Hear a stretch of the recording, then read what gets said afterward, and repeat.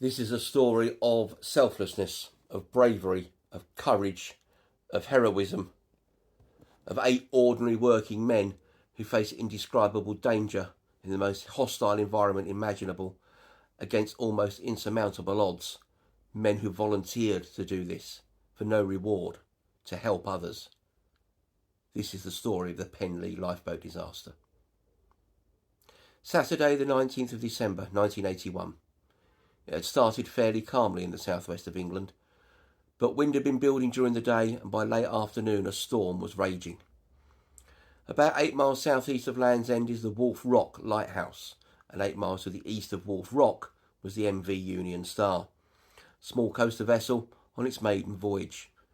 It had a 5-man crew on board, including the captain Henry Morton, as well as his wife Dawn and his 2 stepdaughters. And as the storm gained strength, and winds were gusting at up to 100 miles an hour, or 170 kilometres per hour, which is hurricane force 12, and waves were reaching 60 feet or 18 metres high, the Union Star lost power. Seawater got into its fuel system, the engines failed and couldn't be restarted, and the rough seas and powerful winds were blowing the coaster towards the rocks of Boscawen Cove near Lamorna. You can see Wolf Rock here in the bottom left. The red spot is the rough location of the Union Star, and top right you can see the village of Mousehole marked on the map, spelled Mousehole but pronounced Mousehole. The captain sent out a mayday at about 6 p.m. to Falmouth Coast Guard, and a Royal Navy Sea King helicopter was scrambled from the Royal Navy Air Service Station at Culdrose. The pilot was a Lieutenant Commander Russell Smith, and I say lieutenant because he was seconded from the US Navy. At this point, the Coast Guard also contacted the coxswain of the Penlee lifeboat, William Trevelyan Richards, and the lifeboat was put on standby. The reason I mentioned Mousehole is because at Penlee Point is just on the edge of the village of Mousehole, so that now becomes a very important part of our story. RNLI crews now have a pager, but before pagers, a signal rocket called a Maroon was fired. It explodes with a loud bang and a bright flash, and when the crew would see that, they would respond and run down to the lifeboat station. A dozen men responded to that call, and tradition would be that the coxswain and the mechanic would go, and the next 6 men to arrive would form the crew. But Richards knew this was going to be a dangerous mission. He'd been out to a similar storm a few years earlier in 1975, so he handpicked his crew. And because he knew it was so dangerous and they may not return, he would only take 1 man from any one family. So alongside Richards, the crew was the second coxswain and mechanic, James Stephen Madron, the assistant mechanic, Nigel Brockman, the emergency mechanic, John Blewett, and the crewmen, Charles Greenhaw, Kevin Smith, Barry Torrey, and Gary Wallace. The Sea King arrived on the scene, and although Lieutenant Commander Smith made several attempts to land its winchmen on the pitching deck of the Union Star, the storm was pitching and rolling it so violently that its mast was in danger of hitting the helicopter, and they couldn't get close enough to lower a line. The Penlee lifeboat was scrambled at 8:12 p.m. It was the Solomon Brown, a 47-foot or 14-metre Watson-class lifeboat, launched in 1960, so it had been in service for 21 years. This is what it would have looked like. It was a good, strong, reliable craft, but it was of wooden construction and built in the days before lifeboats were built to self-right. They powered through the storm, through these 18-metre waves and 100-mile-an-hour winds to reach the Union Star, which by this point had been drifting towards the rocks and was dangerously close to perishing. It had already lost 1 anchor and was desperately trying to hold position so that the lifeboat could get alongside in these harsh breaking seas. And time again they tried to get alongside the Union Star. The Solomon Brown at one point struck against the side of the coaster. The lifeboat crew stood against the railings and threw lines across.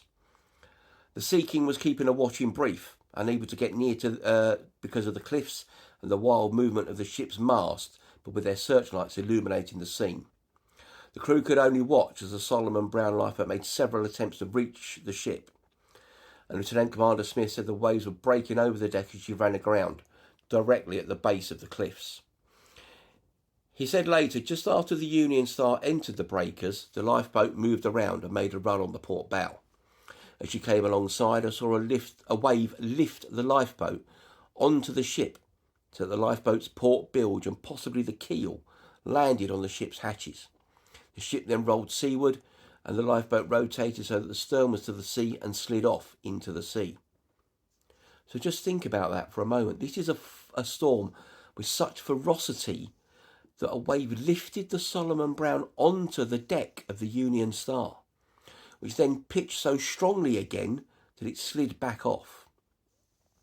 Smith continues, a group on board the Union Star moved from the bridge and made their way to where the lifeboat had slid off. I then saw the lifeboat again approach, and as it got alongside, I saw people, I don't know how many, jump into the lifeboat. The lifeboat then pulled away again, and I heard the lifeboat report they had 4 off. Now, to me, that is a miracle. How they got anybody off the Union Star in those apocalyptic conditions is a miracle. If you search Penlee lifeboat disaster on TikTok, there is a video that has a recording of those messages. And in that recording, the lifeboats say they've got 4 off. There are still 2 on board, so it can only be assumed that 2 people are already overboard, and they're going back. But no more radio messages were received from either vessel. And 10 minutes later, the lights of the Solomon Brown disappeared. Nobody knows exactly what happened in those 10 minutes. Smith still had visual contact and saw the Solomon Brown appear to be heading back out to sea, so he was convinced that the lifeboat was returning to port. He did the same, and so no one witnessed what happened next. It's believed that a collision took out the lifeboat's radio, and they then did go back for the 2 people on board the Union Star, and possibly to search for the 2 others thought to be in the water.